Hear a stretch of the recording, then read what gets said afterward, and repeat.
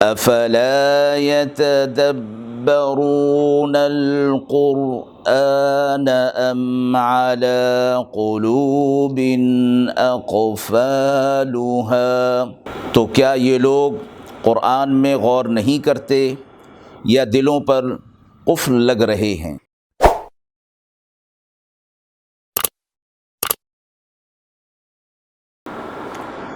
بسم اللہ الرحمن الرحیم۔ السلام علیکم ورحمۃ اللہ وبرکاتہ۔ ناظرین کرام، درس قرآن مجید کے آج کے اس پروگرام میں آج ہم سورۃ النساء کی آیت نمبر 110 تا 113 کا ترجمہ اور تفسیر آپ حضرات کی خدمت میں پیش کر رہے ہیں۔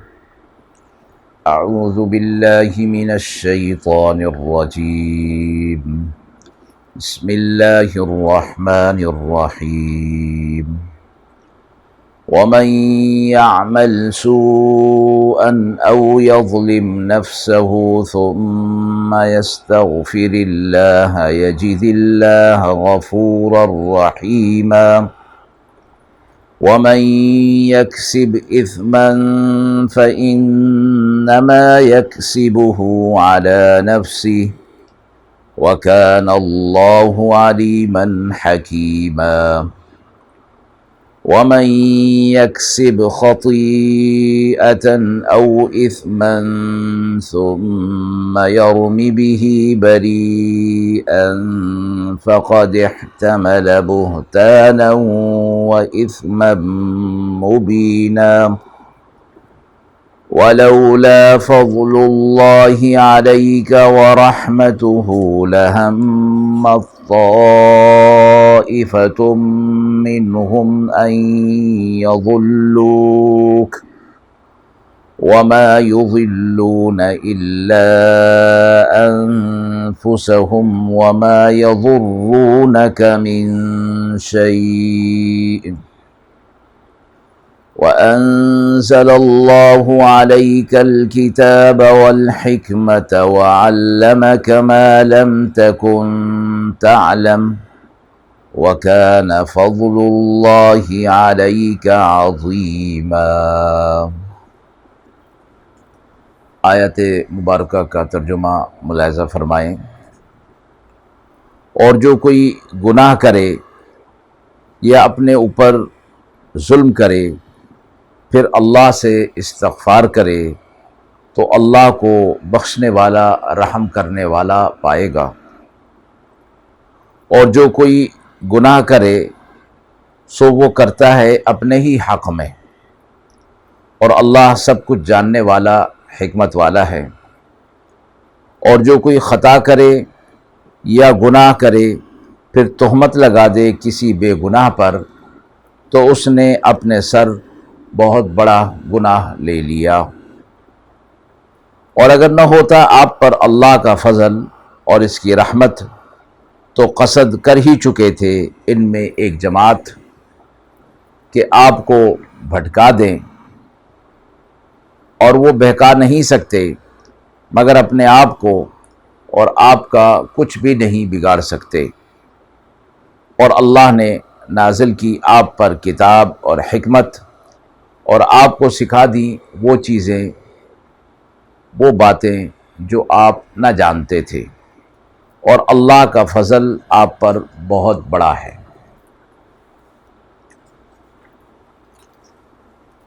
پہلی 3 آیات میں گناہ گاروں کی طرف ارشاد فرمایا گیا، اور اس کا ربط پچھلی آیات کے ساتھ کہ جن میں یہ بات گزر چکی کہ بشیر نامی ایک منافق نے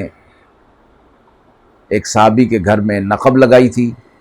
اور پھر اس کا الزام اس نے ایک یہودی پر لگا دیا تھا، اور آپ صلی اللہ علیہ وسلم کے پاس یہ معاملہ آ گیا تو ظاہری اعتبار سے ایسا لگ رہا تھا کہ یہود ہی اس نقب کے اندر شامل ہے اور اسی نے یہ نقب لگائی ہے، لیکن اللہ رب العزت نے آپ صلی اللہ علیہ وسلم پر حقیقت منکشف کر دی کہ معاملہ ایسا نہیں، بلکہ یہ منافق ہی ہے جس نے نقب لگائی تھی۔ پچھلی آیت کے اندر یہ بات گزر چکی۔ یہاں ایک عام قاعدہ اور اسلوب اور دستور بتا دیا گیا کہ جو کوئی بھی گناہ کر لیتا ہے یا اپنے متعلق کوئی گناہ کر لیتا ہے، پھر وہ اس پر نادم ہو کر اللہ سے استغفار کرتا ہے تو اللہ رب العزت اس کے گناہوں کو معاف فرما دیتے ہیں۔ قرآن مجید کا یہ ایک عام اسلوب ہے کہ مجرموں اور گناہ گاروں کو نا امیدی نہیں بتاتا، بلکہ امید دلاتا ہے کہ گناہ اس نے چھوٹا کیا ہو یا بڑا کیا ہو، بہرحال توبہ استغفار اگر کرے گا تو اللہ رب العزت اس کے گناہ کو نہ صرف یہ کہ معاف کر دے گا بلکہ اس پر رحم بھی فرمائے گا۔ یہاں دو چیزیں آیت نمبر 110 میں دو چیزیں بتائی گئیں۔ ایک یہ کہ کوئی گناہ کر لے، یعنی اس گناہ کا تعلق دوسرے کے ساتھ۔ اگلے حصے میں فرمایا او یظلم نفسہ، یا اپنے اوپر ظلم کر لے، یعنی ایسا گناہ کہ جس کے اثرات اس کی اپنی ذات پر پڑتے ہیں۔ تو میں دونوں قسم کے گناہ اگر وہ کر لیتا ہے پھر استغفار کرے گا، یعنی پہلے قسم کے گناہ کا تعلق دوسروں کے ساتھ یعنی حقوق العباد کے درجے میں، تو فرمایا کہ پھر اس میں استغفار کا مطلب یہ ہوگا کہ اللہ سے بھی استغفار کرے گا اور جس کا حق ہے اس کا بھی حق ادا کرے گا یا اس سے معاف کرائے گا، تب جا کر اس کا وہ گناہ معاف ہوگا۔ اگلی آیت میں فرمایا کہ جو کوئی گناہ کرتا ہے سو اپنے ہی حق میں کرتا ہے، یعنی جو کوئی گناہ کرے گا اس کا خمیازہ اسے خود ہی اٹھانا پڑے گا۔ اگر اس کا یہ خیال ہے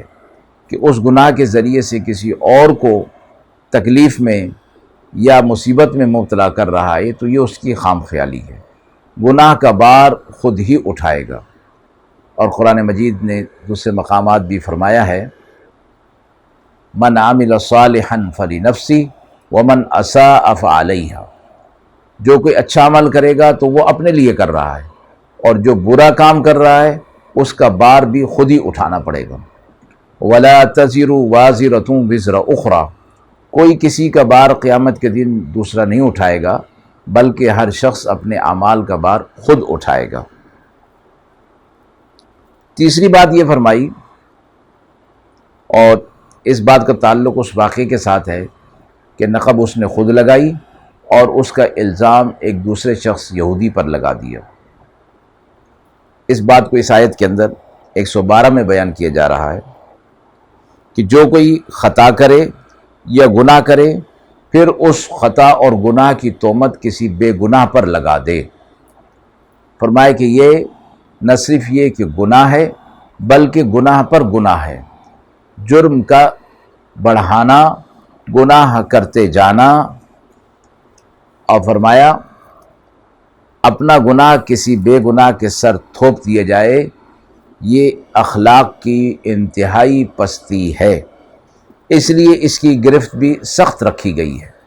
اور فرمایا گیا اس نے بہت بڑا گناہ اپنے سر پر لے لیا ہے۔ اور آپ صلی اللہ علیہ وسلم کو اگلے آیت کے اندر یہ خطاب فرمایا گیا کہ اللہ رب العزت کا فضل اور رحمت تو آپ پر ہے ہی، اور اللہ نے آپ پر ایک کتاب نازل کی ہے، اور اس کتاب کے اندر جو علم اور حکمت ہے وہ اللہ رب العزت نے آپ کو سکھا دیا ہے، اور وہ علم اور حکمت آپ اس سے پہلے جانتے نہ تھے۔ آپ صلی اللہ علیہ وسلم کو اللہ کی طرف سے علم کا جتنا حصہ اللہ نے دینا چاہا وہ عطا فرما دیا۔ بعض لوگوں کا یہ خیال ہے کہ جس طرح اللہ رب العزت کا علم ہر چیز پر محیط ہے، اسی طرح آپ صلی اللہ علیہ وسلم کا علم بھی ہر چیز پر محیط ہے۔ فرمایا یہ بات نہیں ہے، بلکہ اس میں آیت کے اندر جو اسلوب اختیار کیا گیا، فرمایا وَعَلَّمَكَ مَا لَمْ تَكُنْ تَعْلَمْ، آپ کو اللہ نے وہ باتیں سکھا دیں جو آپ نہیں جانتے تھے، اور یہ اللہ کا آپ کے اوپر بہت بڑا فضل ہوا، یعنی علم اور حکمت کا سکھا دینا اللہ کے فضل کے ذریعے سے ہوتا ہے، اور اللہ رب العزت نے آپ صلی اللہ علیہ وسلم کو تمام مخلوقات میں سب سے زیادہ علم عطا فرمایا ہے۔ اور فرمایا کہ یہ لوگ آپ کو بھٹکانا چاہ رہے تھے، آپ کو دوسرے راستے پر لے جانا چاہ رہے تھے کہ یہودی پر ہی الزام لگ جائے، لیکن آپ پر اللہ کا فضل عظیم ہے۔ جس پر اللہ کا فضل عظیم ہو اس پر کسی دوسرے کا بس کیسے چل سکتا ہے؟ وہ اس کو بے بس نہیں کر سکتا۔ اللہ کی مدد اور نصرت آپ صلی اللہ علیہ وسلم کے ساتھ تھی۔ پہلی آیت میں جو توبہ کے حوالے سے فرمایا گیا، مفسرین فرماتے ہیں کہ توبہ کی قبولیت کے لیے 3 چیزیں ضروری ہیں۔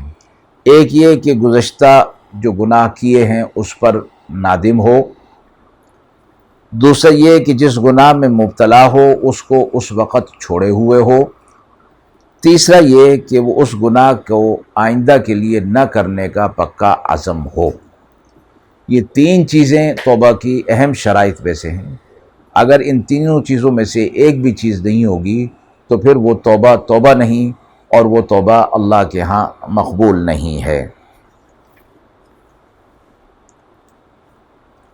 آپ صلی اللہ علیہ وسلم کے لیے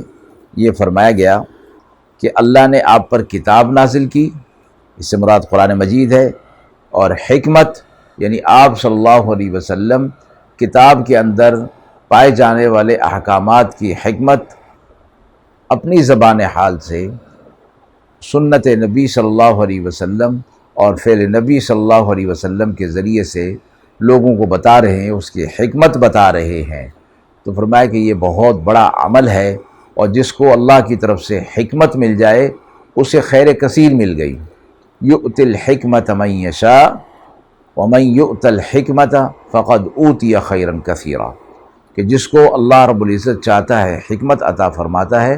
اور جسے حکمت مل گئی اسے خیر کثیر مل گئی۔ تو آپ صلی اللہ علیہ وسلم کا علم اللہ تعالیٰ کے علم کے مطابق لامحدود اور ہر چیز پر محیط نہیں، بلکہ اللہ اپنے بندے کو، اپنے حبیب صلی اللہ علیہ وسلم کو جس قدر علم جب چاہتا ہے عطا فرما دیتا ہے، اور اس کو اللہ نے اپنا فضل اور فضل عظیم فرمایا ہے۔ وآخر دعوانا ان الحمد للہ رب العالمین۔